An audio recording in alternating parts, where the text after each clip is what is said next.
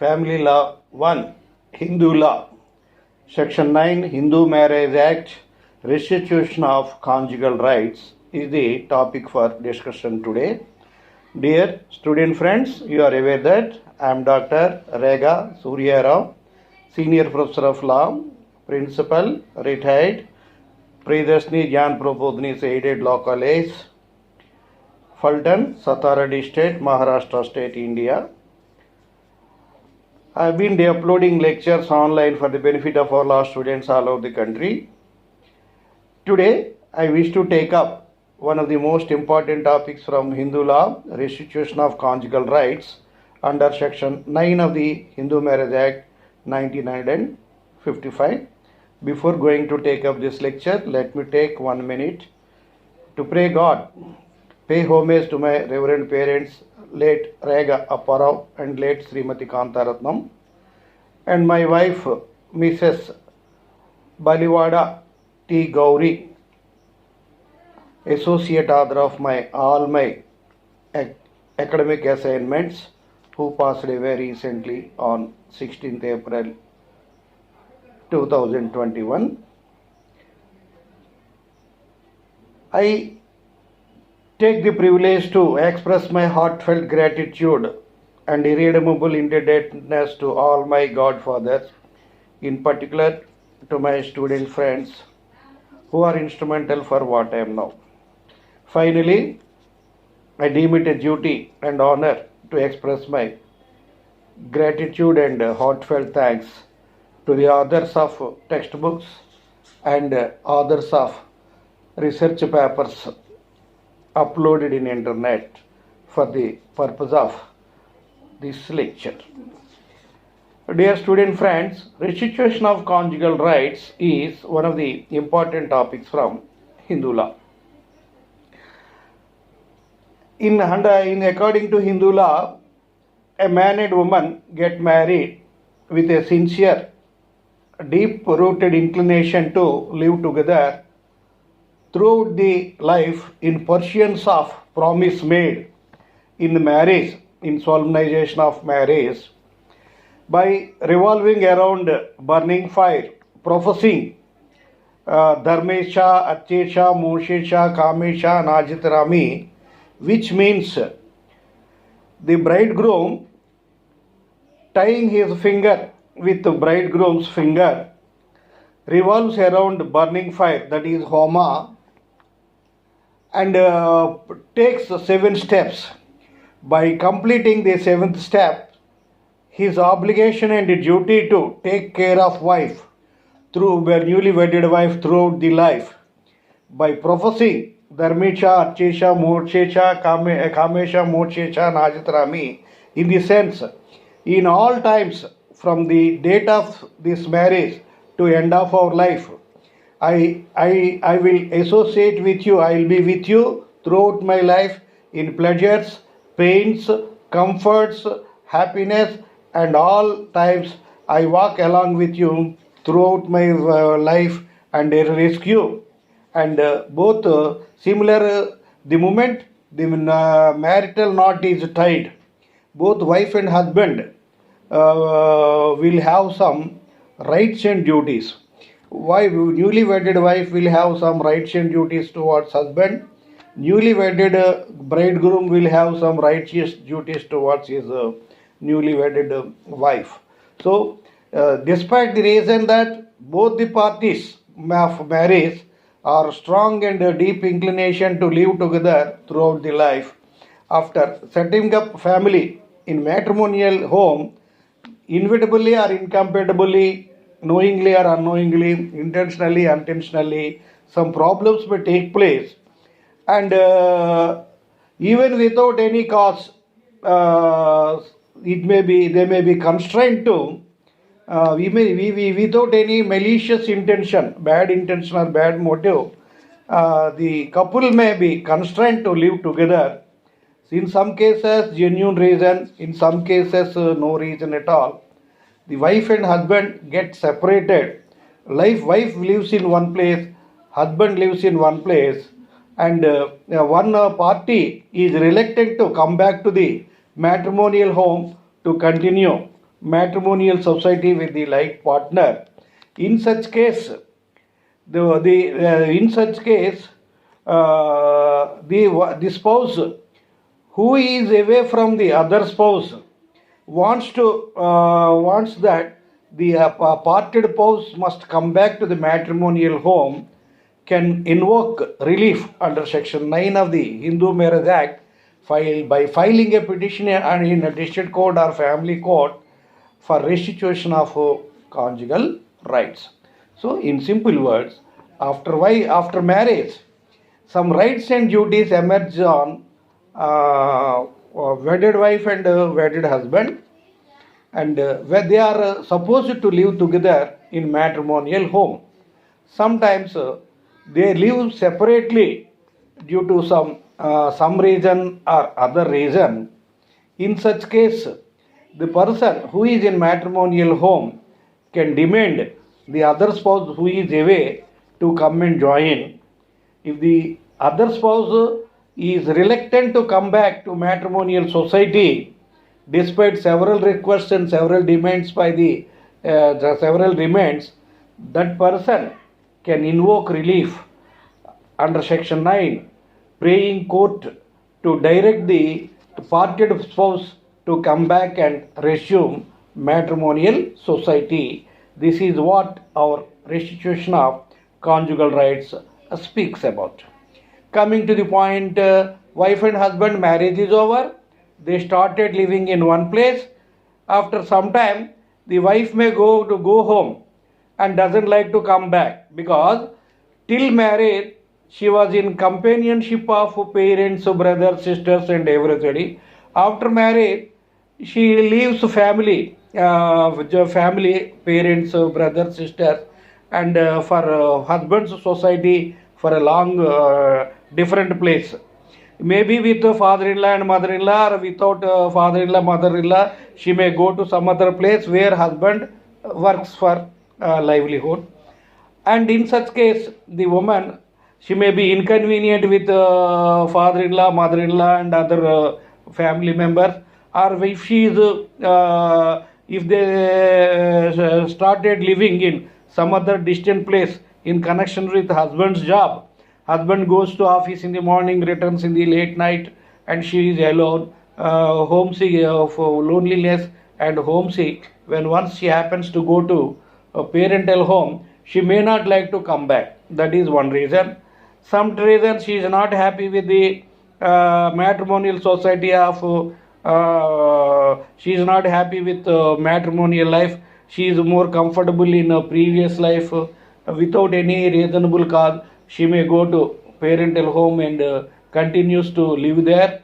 She wants the company of parents and brothers, sisters more when compared to the companionship of husband. She is not interested in that life. And the most important reason where wife and husband live together is employment. If wife and husband are employed, they may work in different places, or they may work in different districts or different states. There are some cases where husband and wife live in two countries also. In such a case, husband may demand the wife to resign the job and come back, for which the wife does not like to come back. If wife went to parental home, continue to live there for months together, husband will demand and request wife to come back, but she is not interested to go back to matrimonial home. She is more happy with parental home. In such cases, in such a case, sometimes the employment, so far as when husband and wife are employed, the wife may argue that I am having a better job, I am having better earnings. So if at all you want, you resign your job and come back, wife may say, because today, according to in the eyes of law, man and woman are one and the same. So there is equality before law and equal protection of law. Why don't you resign and come to me like that? In some cases, wife may argue. So this is the reason why there is invariably or incompatibly, there are certain situations in which husband lives at one place, wife lives in one place, husband demands wife, and there are some cases husband leaves the matrimonial home, goes away, and he doesn't like to come back. And in the question of restitution of conjugal rights comes into picture. One spouse is interested to live together. One spouse is not interested to live together. Tries to be away. In such case, the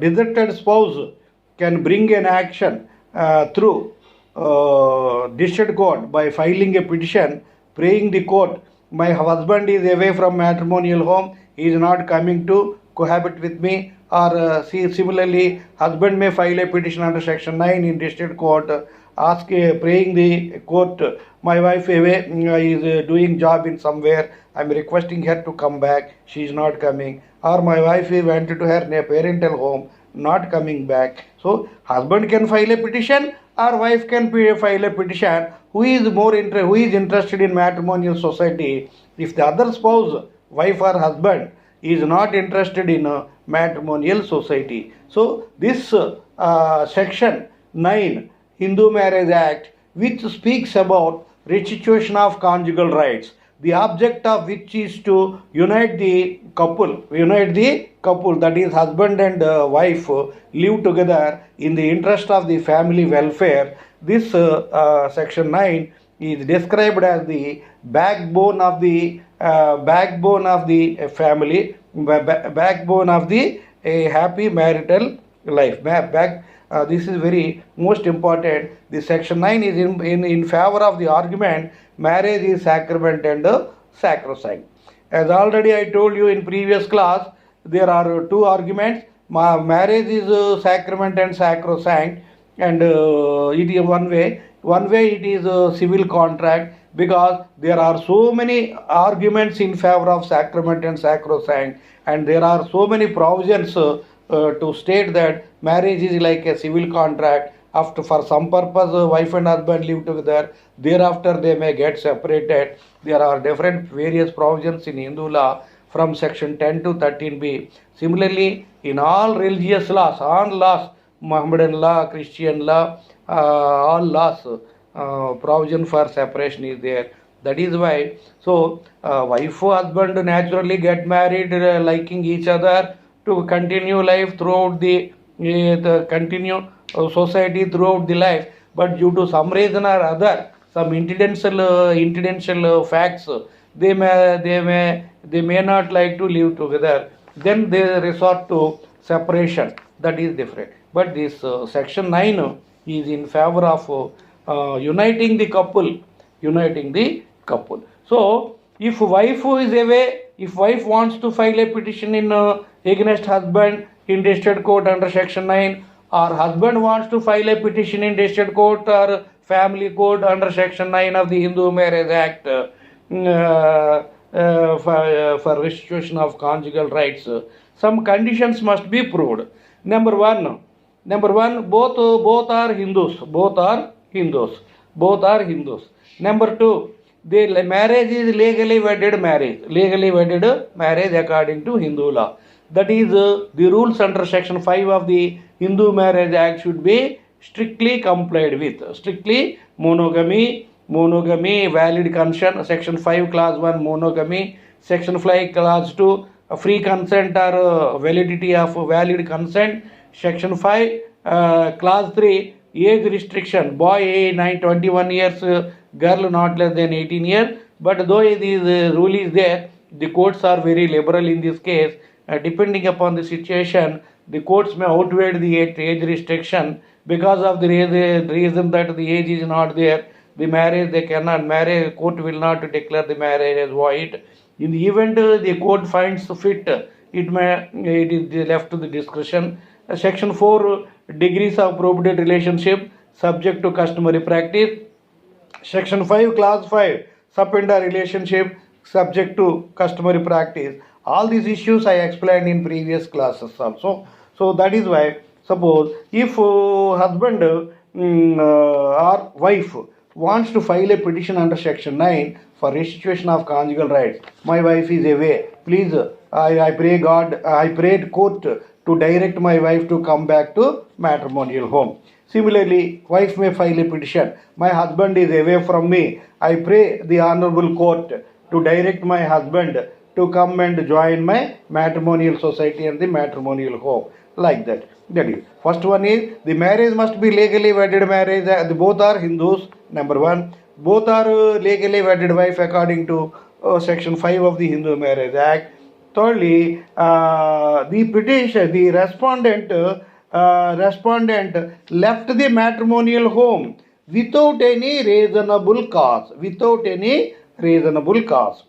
Suppose if any reasonable cause is there as provided under section 13 Hindu Marriage Act for divorce, namely desertion, cruelty, physical or mental cruelty, infectious disease like leprosy, TB, AIDS, like that, then maintaining concubine, woman is living in adultery, or so many reasons are there.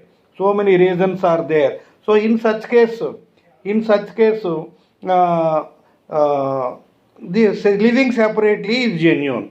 Suppose the spouse in matrimonial home, husband or wife, giving trouble to the parted spouse, that is wife or husband, cruelty, desertion, ill treatment, in the person in matrimonial home is suffering from any disease, the other spouse is going. So any condition under section 13 of 10 of Hindu Marriage Act, she or he goes away, leaves away, section 9 cannot be filed. But without any, I am a good man, my wife has gone to parental home, not coming back. My wife has gone for job, not coming back. There is no wrong in from. There is no reason, without any reason, she is away. Similarly, husband, similarly, wife. My husband goes away, living separately without any genuine cause. So there should be reason. There is no any reasonable cause to live separately. There is without any reasonable cause he is living separately. No reason as per section 13. So valid Hindus, both are Hindus.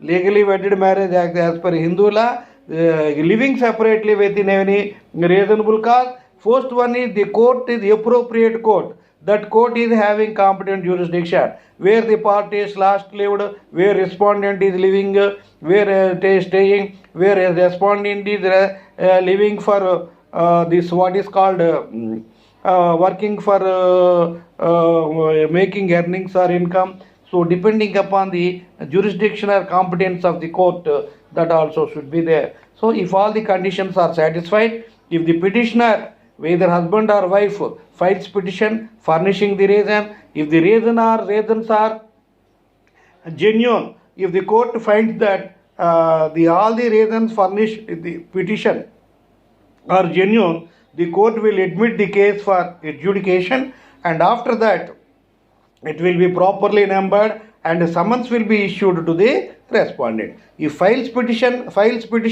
the husband will be the respondent. Respondent will be issued summons. Your wife so and so petitioner filed a petition that you are away from matrimonial home. You are directed to appear before the court. Some summons are issued. Or sometimes if husband files a petition, summons will be issued to wife. Then wife is required to come to court and furnish the reasons why she is away. Then if she doesn't like to come, the parents may encourage, don't go to matrimonial home, you live here. Then if don't, some parents say that never go back to home, you should continue to stay here. Some parents advise the girl, so no, husband is husband, we parents, how long we can take care of you? Your husband is ultimate guardian of you to take care of your welfare. You please go and protect your matrimonial tie. Like that some parents tell. If there is any simple problem, parents will educate the girl to send back to matrimonial home. When some summons come along with the parents, the girl may come. So the summons are issued to woman or wife or husband. they should come to court and settle something. If they don't settle, do not honor the summons. Do not honor the summons and do not come to court. The court may give ex parte decree. Even if the decree is given, if a court can direct the couple to live together, but the court will not be able to leave them together and consummate. So, in strict adherence to the court order, the husband or wife may come back to matrimonial home, but they may not cohabit. Court can order them to come together, live together, but the court will not be able to make them consummate. So, as if we can take the horse to pond, water pond, but we cannot make the horse to drink the water. Similarly, court can give direction to parted husband and wife live together, but the court may not be able to make them consummate. So this is the reason. So like this. So there are, this is reason. So when a person, petitioner, wife or husband wants to file a petition, there are the marriage must be valid marriage. Secondly, both are Hindu. The marriage must be valid marriage as per section 5 of Hindu Marriage Act. Thirdly, the respondent left the matrimonial home without any reasonable cause. Next one is the court is a competent court. Fifth reason is the information furnished in the petition is believable, is genuine as per the discussion of as per the court. If the court finds fit that this case can be accepted for adjudication, it will adjudicate, it will accept it and give number. Summons are issued. When summons are issued to respondent, this respondent should not deny that. They should come to court and settle, and yes or no, and if not acceptable, they can go for divorce and can go for remarriage. If they do not entertain the summons, if they do not respect the summons, do not come, they won't be able to go for, then they will have to go for divorce. Until and unless they get legally divorced, either of the spouse will not be able to go for remarriage. So, it is better the respondent should come to court and settle the matter. So, preferably, this case is filed in a family court, which are established under section Family Courts Act 1984. If in every state the population is 10 lakh and above, the family court may be constituted in district court premises or elsewhere. The petitioner may the aggrieved party may file a petition in district court or family court directly, invoking relief under section 9 of Hindu Marriage Act for restitution of conjugal right. If the petition is filed in family law court, family court, there are some counselors.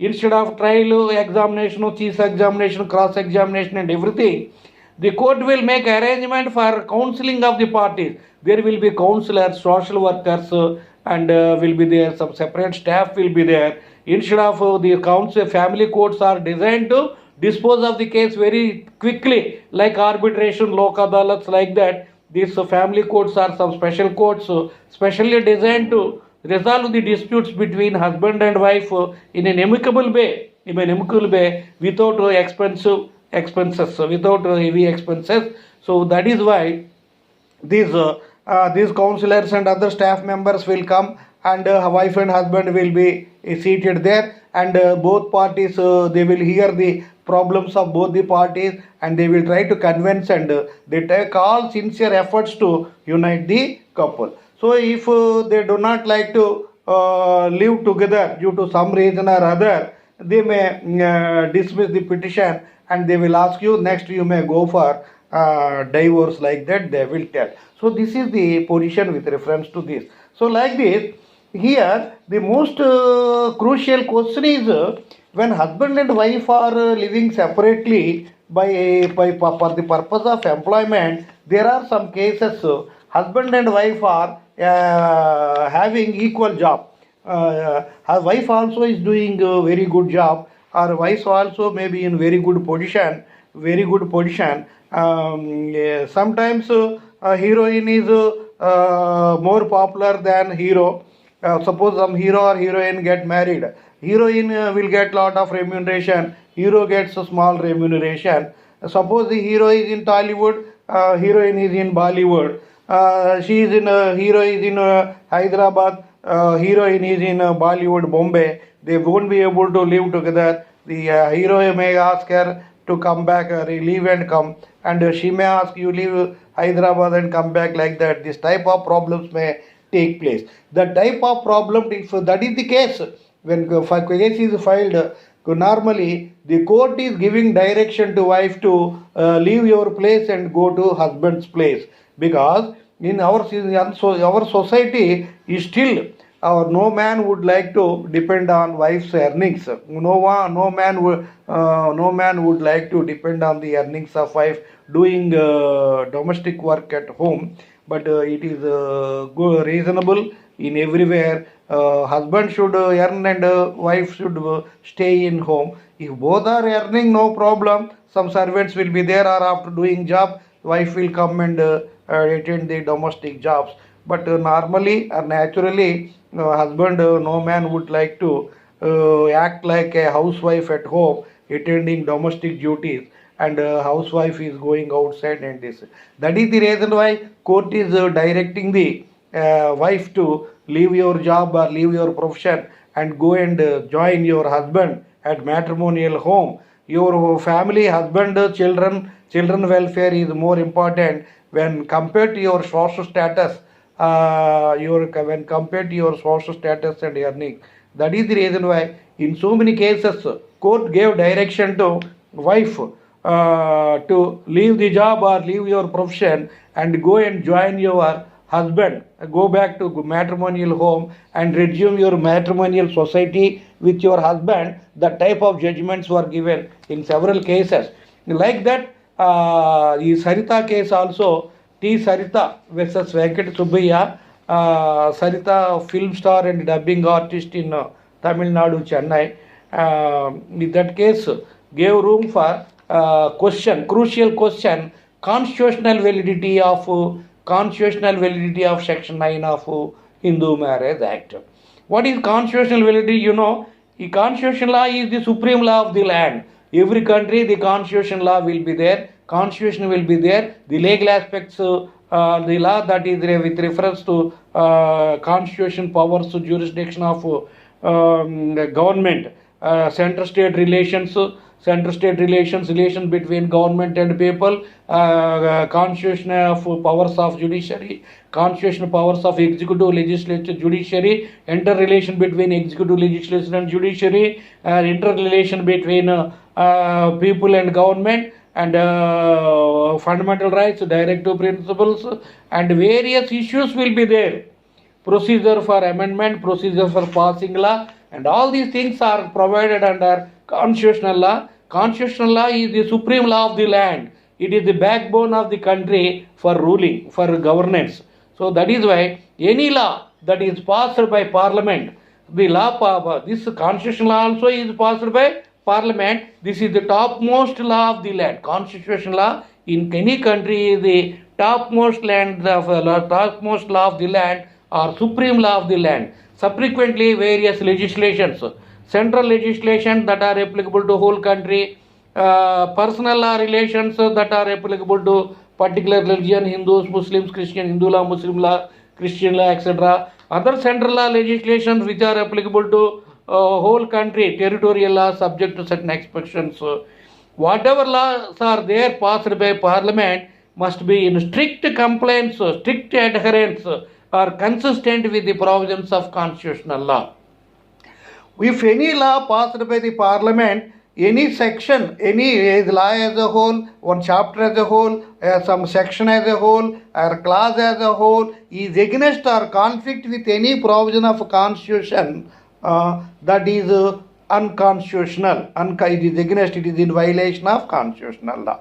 It is in violation of constitutional law. So if this parliament, all laws should be passed by parliament, but parliament gives power to the executive of various states to pass the laws of their own. With delegated authority, under delegated legislation, various state legislature will pass laws. They are called provincial laws. and these states also will give delegated power that is delegated legislation to local bodies, Mahanagarpalikas, companies, clubs, organizations, etc. pass the laws. Whatever law, this law, when the law passed by local body, the rules must be as per the laws of state. And as per the laws of state, should not be against or contrary or repugnant to state laws, should not be contrary or repugnant or in conflict or conflict with central laws, should not be contrary, repugnant or conflict with constitutional law. So if anything, if any inconsistency is there, if any conflict is there, then if it any that law, any point or as a whole is repugnant to parliament or constitution, that is called unconstitutional. It is null and void. Here, Section 9 of the Hindu Marriage Act, which is the backbone of the matrimonial home, foundation of the welfare of the matrimonial home, is in contrary, will be contrary, will be contrary to Article 14, 21 and also Article 19, Clause C, E and G of the Indian Constitution. Here, the court is asking the wife to leave the job and go back to matrimonial home and continue stay with the husband. So, you are asking a wife to leave the job and go, though she is earning more. Why don't you ask the husband to leave the job and go to a wife who is earning more? That is. So, Article 14 of the Indian Constitution enunciated that that is a fundamental right, equality before law and equal protection of law. There is no any discrimination between sex, race, religion, etc. All are provided equal rights. You are telling, as per Article 14, wife or husband, male or female, all are equal. Why you are asking wife to go leave job and go there? And why don't you ask husband to leave job and go to wife? That is Article 14. 21, Article 21 of the Indian Constitution, which provides life and personal liberty in the beginning, to subsequently after Maneka Gandhi's case, so many items were added that I gave a full detailed lecture in Constitutional Law, Article 21. So liberty, every citizen in the country, every individual in the country is absolutely free to live anywhere in India. Though he hails from Andhra Pradesh, he can stay in Maharashtra, Madhya Pradesh, Uttar Pradesh or Delhi, Goa, Meghalaya, whatever it may be, he can stay anywhere in India. He can also stay in outside country with subject to passport and visa, any country in the world. But wife wants to live separate at a particular place. Why you are restraining her personal liberty by directing her to go and join husband in matrimonial society?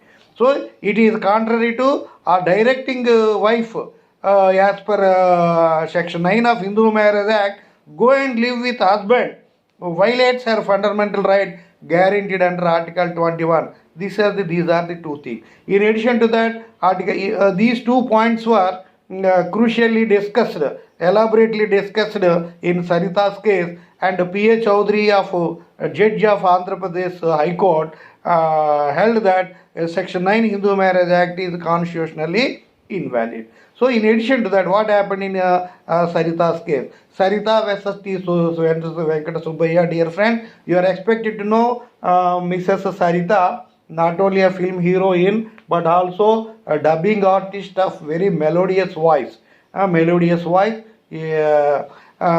She got married sometime when she was in schooling, 12th standard like that. She got married to one gentleman, Venkata Subbaiah, in Tirupati in 1975.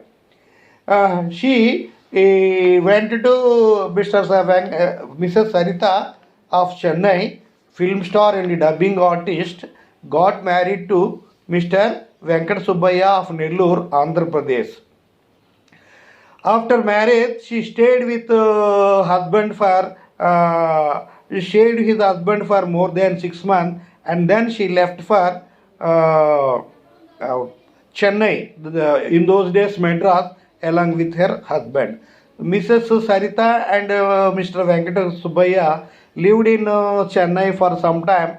After some time, due to some reason or other reason, Venkata Subbaya came back to Nellore and started living. Mr. Venkata Subbaya was a landlord. He is having own house and land, but he is financially sound. And Mrs. Sarita, as she was very busy with as a heroine and also dubbing artist. She was earning very comfortably. She remained in Chennai without going back to Nellore to husband's place in spite of several requests, demands, reminders by the husband. Ultimately, having been vexed with the attitude of Mrs. Sarita, he filed a petition in District Court Nellore under Section 9 of the Hindu Marriage Act, praying the court to for decree of restitution of conjugal right. Actually, the case was tried by a subordinate judge, and this subordinate judge's court gave direction to Mrs. Sarita leave Chennai and join husband Venkat Subbaya. That is, the decree of restitution of conjugal rights was issued, granted in favor of husband Venkat Subbaya, directing Mrs. Sarita to leave Chennai and join matrimonial society of her husband. Then Mrs. Sarita preferred civil revision petition before Andhra Pradesh High Court. At the time, the single bench judge Justice P.H. Chowdhury decided in favor of Mrs. Sarita, saying that the argument on favor of the appellant, civil revision petitioner Sarita, that Section 9 Hindu Marriage Act violates violates personal liberty and equality and equal protection of women. So it was argued that Section 9 of Hindu Marriage Act, directing a woman to join husband, leaving all her earnings, violates her fundamental rights guaranteed under Article 14 and 21 of the Indian Constitution. Accordingly, P.H. Chowdhury decided that the case, admitting the contention from Mrs. Sarita, decided in favor of Sarita, quashing, dismissing the order of lower court. And this decision of P.H. Chowdhury ji of Andhra Pradesh High Court gave room for lot of discussion and controversy all over the world. The Andhra Pradesh High Court gave judgment in favor of Mrs. Sarita. It implies it implies that whether Section 9 Hindu Marriage Act is constitutionally invalid. That question. But however, ours is the society of moral and welfare of the family. The welfare of the family is the top priority, and not the earnings of the woman are more priority. There are several women who are highly qualified, drawing a very handsome salary in lakhs, ultimately having faced so many problems for parting away, resigned their jobs and resumed the matrimonial society in the interest of children.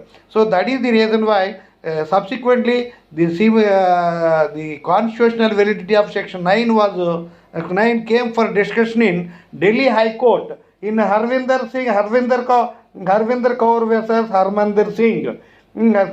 In this case, Justice Krishna Iyer, very great judge, very popular judge, he delivered so many landmark judgments subsequently in Supreme Court. Then in Harvinder Singh versus Harmandir Kaur, and Justice Krishna Iyer said that in introduction of constitutional law into international constitutional law in the home is inappropriate. It is like including a bull in a China shop. So bull is a national animal of Singapore, and that bull you might have seen in Bahubali movie. Rana fights with that Rana, that villain fights with that bull. He is such a strong man.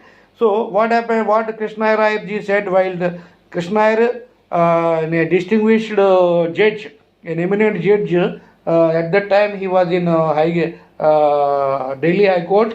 Subsequently, he was elevated to Supreme Court. He played predominant role in delivering so many landmark judgments in while interpreting law. In then Krishna Nair, Justice Krishna Nair ji made it very clear. I don't agree with the judgment given by Andhra Pradesh High Court through P.A. Chowdhury ji, because Section 9 Hindu Marriage Act can never be constitutionally invalid. It is constitutionally valid, and there is no way we should not bring a constitutional law into family affairs. So what he said is the introduction of constitutional law in the home is inappropriate. It is not proper. It is not appropriate to put down the constitutional provision to matrimonial affairs. That is, if putting constitutional matters in family affairs is nothing but introducing bull in a China shop. Introducing bull in China shop. It is meaningless. That is what is called. It is meaningless. He said, he made a comment. So that after some time, similar case was Saroj Rani versus Sudhar Kumar Chanda. In this case, Supreme Court ultimately decided. Saroj Rani versus Sudhar Kumar Chanda. The Supreme Court said that no, I do agree with Krishna Nair ji of Delhi High Court. I don't agree with Supreme Court did not agree with Andhra Pradesh High Court through P.A. Chowdhury. The Supreme Court affirmed the judgment of Delhi High Court and said that Section 9 Hindu Marriage Act is not constitutionally invalid. Constitutionally invalid. Though he said, the Supreme Court said, in the privacy of home, Article 21 and 4 has no place. So far as matrimonial affairs, we should not bring these issues to the provisions under constitutional law pertaining to government and people, state and all these things. They are the provisions of public matters. These are the private matters. The family law is a private law. Constitution is private law. The constitution is the public law. We should not bring public law into private matter. That is why in the privacy of home, Article 21 and 14 has no place. That is the decision given by the Supreme Court. As thereafter, Section 9 Hindu Marriage Act is a pious section. The purpose of Hindu Marriage Act is to unite the couple and take care of the welfare of the family and welfare of the children, and to inspire the couple to lead their life throughout their life, sharing pleasures and pains. So Section 9 Hindu Marriage Act can nowhere constitutionally invalid. It is constitutionally valid. It is in support of the ideal. Marriage is samskara, sacrament and sacred. It is not only samskara, but also it is a pious aspect. So this indissolubility, eternity, holiness, this 9 will add and place marriage as sacrament and sacrosanct. Dear friend, thank you very much for your patient hearing. So this lecture I delivered recently in Telugu for the benefit of students of Telugu, Andhra Pradesh. That is why I have given this lecture in English also. Previously, this lecture, 3-4 topics were uploaded in one lecture, but this lecture is an improvement over that lecture. That's why I have uploaded it. This is for your betterment. As and when I get an opportunity to revise the lectures uploaded earlier, I will upload it once again. And 2 more lectures are there. That is maintenance under Hindu law, Hindu Marriage Act, Adoption Maintenance Act and 125 CRPC. One lecture is there. That lecture also I will try to upload it, and then I proceed to jurisprudence. After jurisprudence, I am receiving requests from various students on various aspects, dear students. So kindly understand my position, because I am very, very interested to do maximum service, but different people ask different things. I am taking into consideration of the overall requirement of all the students in general. I am giving very good information to the best of my ability. I am working like a student of National Law School or prestigious institutions of legal studies, where the classes for one subject take more than 90 periods. So that is why I will cover each and everything. I am not recently. I was reluctant when students are not interested in studies. They are not taking care. I thought, but during my lifetime, I want to do maximum service and upload all the lectures. Whether students make use of it or not, I don't mind. But I sincerely tell those students who make use of my lecture can have wonderful knowledge.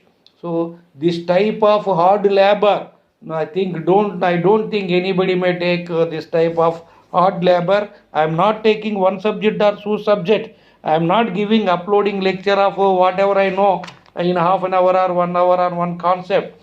I have undertaken the job of nearly 35 subjects. If I, when once I deliver, upload 10 lectures, the almost the syllabus will be over. That is enough to get first class marks. I can guarantee. I can guarantee that knowledge. If anybody, whoever is having patient hearing, can watch all my lectures. Nearly 150 lectures I have uploaded. If any student having knowledge in English can watch my lectures 1 or 2 times, his knowledge you cannot imagine. You cannot imagine. So this because I too don't know until and unless I delivered the lecture. But if you don't like to spare time, you don't have patience, you don't listen lectures, what is there? Somehow or other we can pass degree. Somehow or other we can manage in court. In future you will suffer. Today the competition, there will be a competition because there are so many national law schools are there, so many private universities are there. Though they are taking high fee, they are giving good qualitative education. Students are getting qualitative education. They are writing a wonderful research papers. They have very good English background. So the students who are studying in some other centers of legal education, where there are no sufficient number of teachers, where the classes do not take place regularly, or at least such students are requested to watch my lectures very carefully, so that you can fill the gap, fill the deficit of not having enough number of lectures, not getting enough of classes. Thank you very much, dear friend. Thanks a lot for your patient hearing. I will give, there is one more lecture on maintenance. I will try to give it. Then I will go to jurisprudence. I will take important lectures on jurisprudence and proceed to one more subject, important subject like labor law or everything.